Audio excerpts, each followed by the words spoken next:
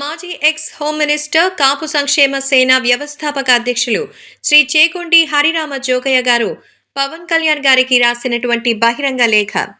జనసేన అధినేత పవన్ కళ్యాణ్ కు రాసినటువంటి ఈ లేఖలో చంద్రబాబే కాబోయే ముఖ్యమంత్రి, ఈ నిర్ణయంలో రెండవ మాట లేదు, అనుభవస్తుని నాయకత్వమే ఈ రాష్ట్రానికి కావాలని పవన్ కళ్యాణ్ కూడా అనేక మార్లు ప్రకటించారన్నారు.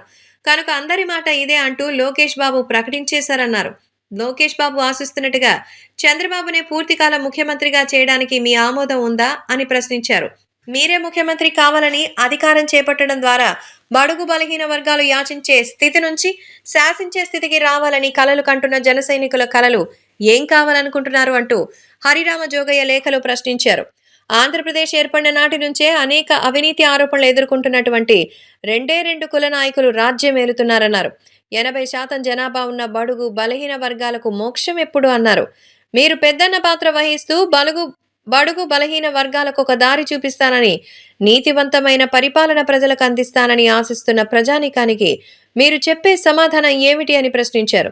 ఈ ప్రశ్నలన్నిటికీ మీ నుంచి సమాధానం జన సైనికులకు సంతృప్తికరమైన సమాధానాలు ఆశిస్తూ రాజ్యాధికారాన్ని చేపట్టే విషయంలో మీ వైఖరి ఏమిటో జన సైనికులందరికీ అర్థమయ్యేలా చెప్పాల్సిందిగా కోరుతున్నామంటూ బహిరంగ లేఖ రాశారు.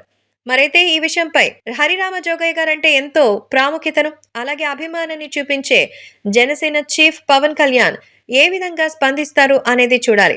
ఇప్పుడున్నటువంటి ఈ విషయంలో చంద్రబాబు అలాగే లోకేష్ మాత్రమే పదవులు పంచుకుంటే ఒప్పుకునే పరిస్థితుల్లో జన సైనికులు నేతలు లేరు.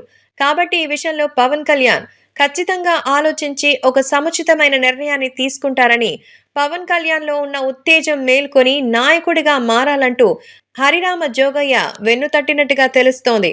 మరి దీనికి మన జనసేనాని పవన్ కళ్యాణ్ ఏమని సమాధానమిస్తారో ఎదురు చూడాలి.